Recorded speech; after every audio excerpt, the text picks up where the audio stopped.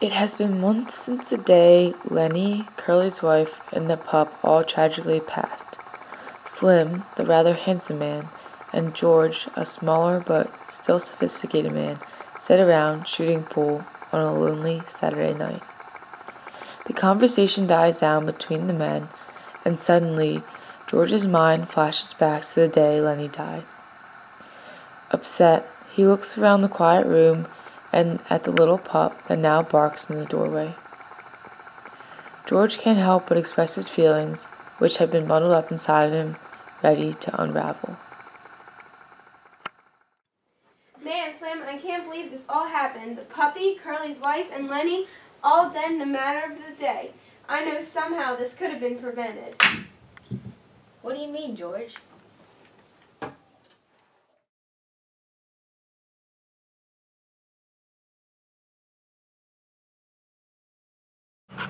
Lenny's eyes are full of joy as he embraces his newfound love, the puppy, given to him by Slim.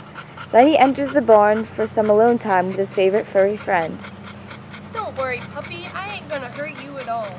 I may have hurt them mice, but I'm a nice, more bitter, more responsible grown man now. Besides, if anything happens to you, George says I ain't gonna tend the rabbits anymore, and that make me real sad. So you better not misbehave and make me lash out on you. Suddenly, George bursts in the barn with a furious look on his face. Lenny, what do you think you're doing in here all alone with that innocent puppy? I'm sorry, George. I didn't mean no harm. I was just trying to get away from all those rude men back there. I'll tell you what, Lenny. From now on, until I feel you're ready to be with the pup on your own, I'll be coming with you to visit him. And you can call the pup George, because every time you think about doing something to that innocent little guy, you just think of me, and you treat that pup as you treat me. If you don't follow these rules, worse things will happen to you than you not being able to tend the rabbits, alright? I'm sorry I have to do this to you. You're my best friend, and you know that. But I really do think it's for the best for both of us. Alright, Lenny? All right, George. Fair enough. I'll try my best. From that day on, George kept an eye out for Lenny, and Lenny was honest enough to obey George's rules. He always treated his fluffy, four-legged companion as if he would treat his best friend George with respect, love, and carefulness. George never ended up letting Lenny go see the puppy alone because deep down, no matter what he said, he knew that Lenny would only lead to trouble if he were ever alone with the puppy. George's lecture of treating the puppy the way he treated George had really affected Lenny and allowed him to enjoy his time with the puppy and prevented its ultimate death. You see, Slim, if only I would have set some ground rules with Lenny, the poor pup may have been alive as we speak. And if I had just come back earlier, Curly's wife would still be around town. How so? Lenny, do you know where both Best and Men went? Yeah, ma'am. They went back into town. Did they say when they would be back? If they ever will? Well, ma'am, what do you mean by that? George always comes back. He would never leave me. We've been together forever. I wouldn't be so sure of that, honey. They never keep their promises too well. In fact, one time a fellow that used to work here, a new one, went to town for drinking and never came back. No, ma'am, George wouldn't do that. Not to me. He's not that type of fella. He's nice and he always keeps his promises to come back. He always comes back. Whatever you say, darling. Don't you start going saying that nonsense, ma'am. George always comes back.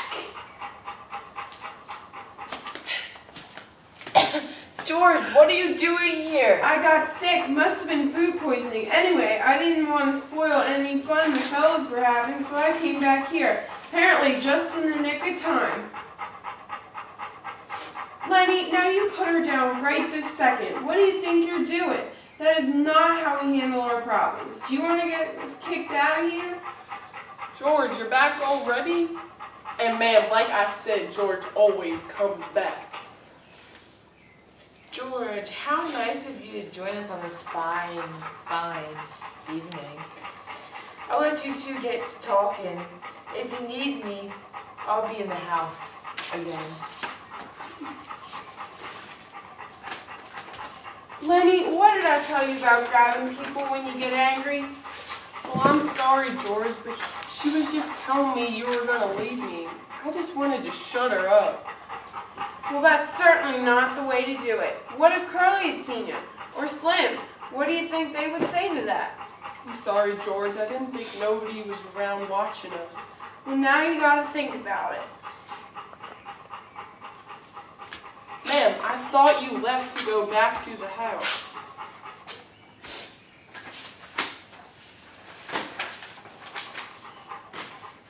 Well, I just thought I would listen to what you fellas had to say about me. In fact, George, I just wanted to thank you as well, for saving my life back there. I thought Lenny was going to have my head. Well, ma'am, I did it out of the love for my job. Can't have Lenny here getting in any more trouble around this place. We don't need that happening again. Well, what do you mean you don't need it happening again? What happened at your last job? Nothing happened, ma'am. I didn't do nothing wrong. They was all just judging me. Yeah, he didn't do nothing wrong, ma'am. It was all a big misunderstanding. Besides, it's none of your darn business what happened back at our old job, so you best be on your way. Well, okay then. I do now see that I'm no longer wanted, so I will leave. But you fellas best be warned. I'll figure out what you've done and I'll get you fired faster than you would ever think. So watch out, because I'm hot on your trail, fellas. Hot on your trails.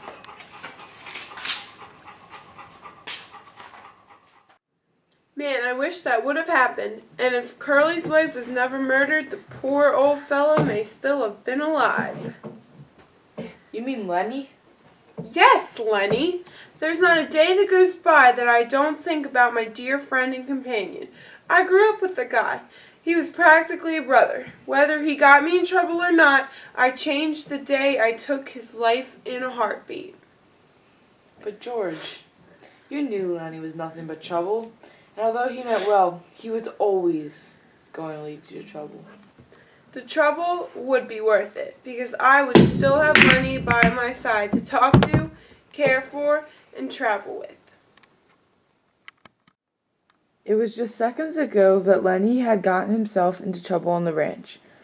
George frantically runs to the spot he told Lenny to escape to if he were ever to get himself into trouble.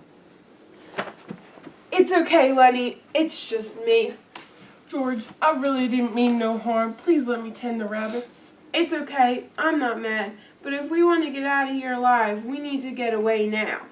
But George, I don't want to go. I want to tend the rabbits. Lenny, we need to go.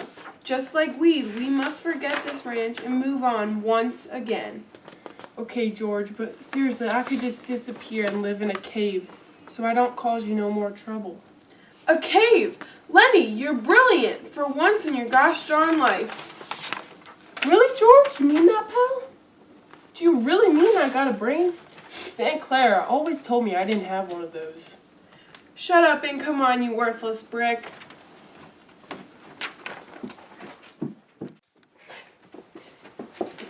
Hey, George, this here looks like a fine cave. Lenny, it won't open. We've got to find a better one. Come on.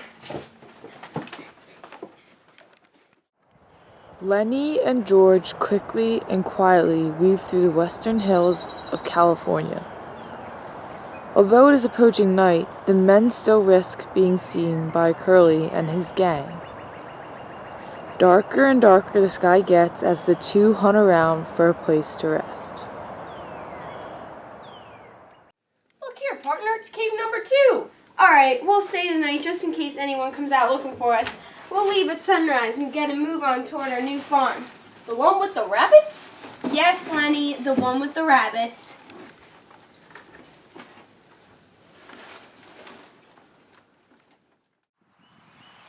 George and Lenny spent the night in the second cave together, and at sunrise, Lenny awoke George with tons of excitement because he knew today was the day he finally got to be with the rabbits. The two walked miles and miles through pouring rain and thunderstorms, for nothing could get in their way now. At 8 a.m., and the two arrived at the dream home, which was exactly how George had described it to Lenny.